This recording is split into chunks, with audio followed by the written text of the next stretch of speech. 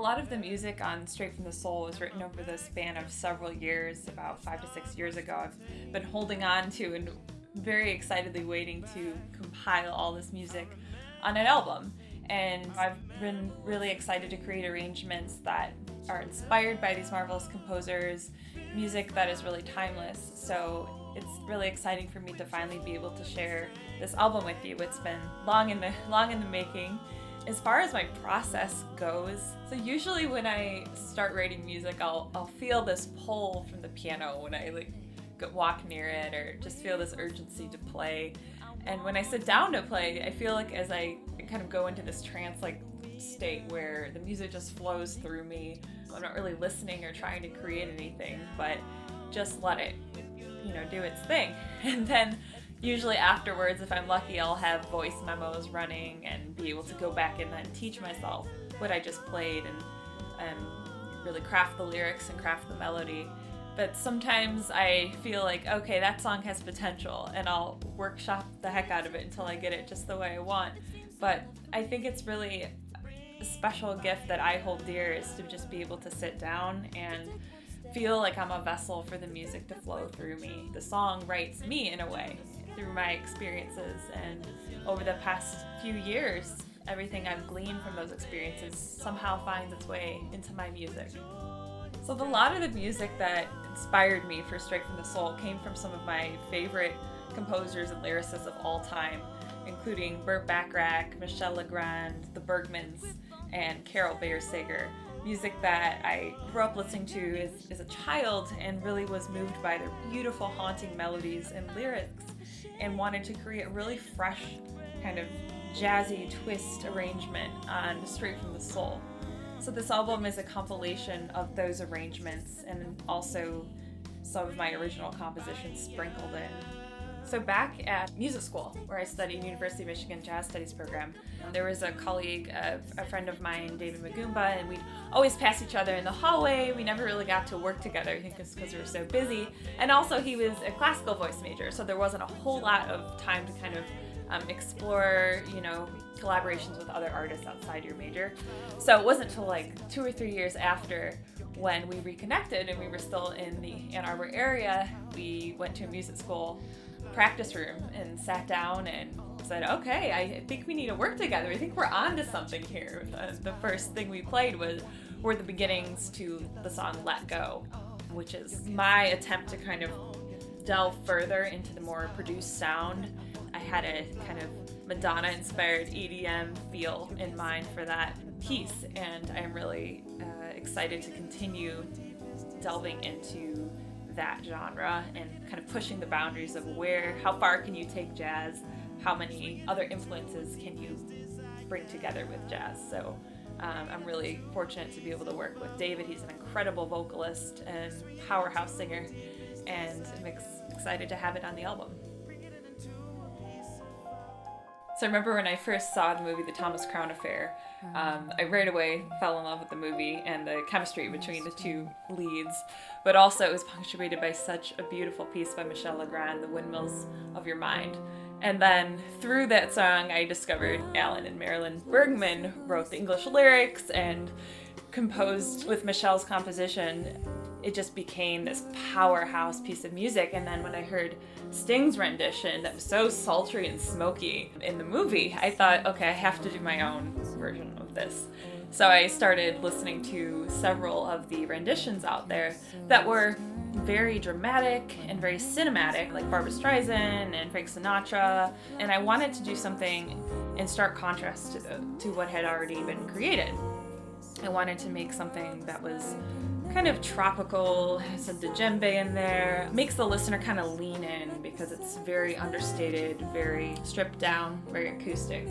And so I was fortunate enough to work with some renowned jazz legends and musicians, including Marion Hayden on bass, Bill Lucas on the flugelhorn, and fantastic drummer and Brazilian drummer aficionado Karen Tamales. I had no idea that you know, in one session, it sounded like we've been playing these songs for years. They brought such a maturity, and they elevated my music and how I played just by being around them. So it's pretty incredible. That's when you know you're working with some dynamo musicians, when they take a song and it feels so effortless, like you've just been playing it all your life. So back in music school, every Friday I used to go out salsa dancing with my friends. It was a ritual.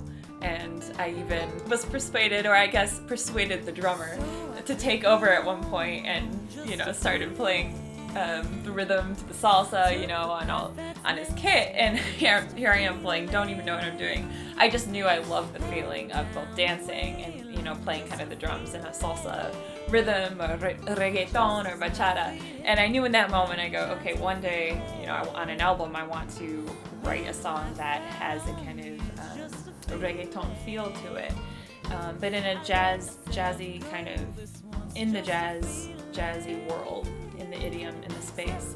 So I think that's what inspired the song Feel It. Also now, when I go back and listen to it, it kind of hits me because being, you know, with the pandemic, that club has closed, and I've missed dancing, and so many young people have missed, you know, the activity and the boisterousness, what comes with youth, and the feeling of freedom, and especially on the dance floor. And so I know a lot of artists can relate. So this was kind of my way to harken back to the time when I felt so free on the Salsa Fridays. So another huge Michel Legrand hit is the song The Summer Knows, or The Summer of 42. When I first saw that movie, I was struck by the beautiful theme song, right? The Summer Knows, and beautiful movie, and again, these kind of movie score inspired songs.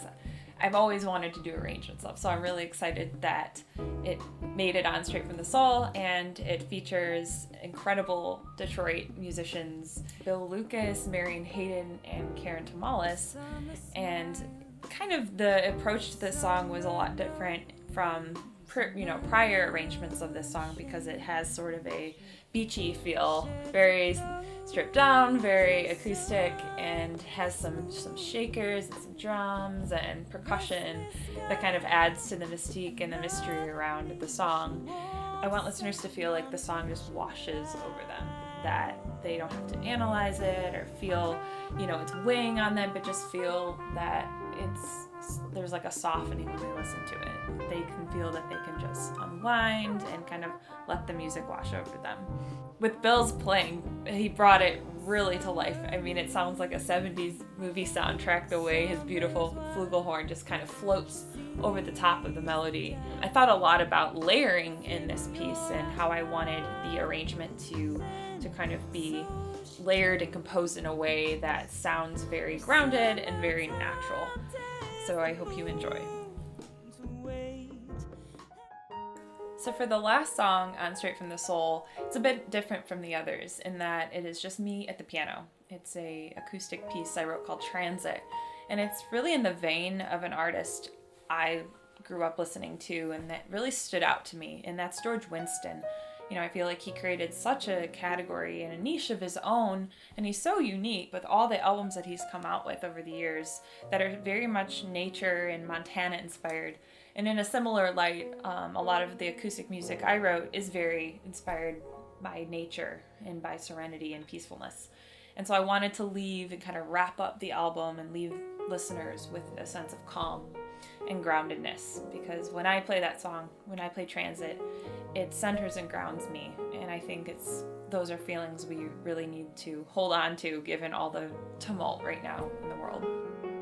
So I just want to say thank you for supporting me, for being avid listeners of my music, for believing in me, and for hopefully taking a listen to Straight from the Soul, which should be debuting 2021.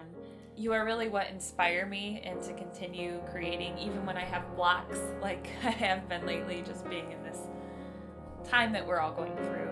But I think your faith in me and the fact that you enjoy listening to my music really encourages me to keep writing and keep on it. So I just wanted to say thank you for creating such a supportive community.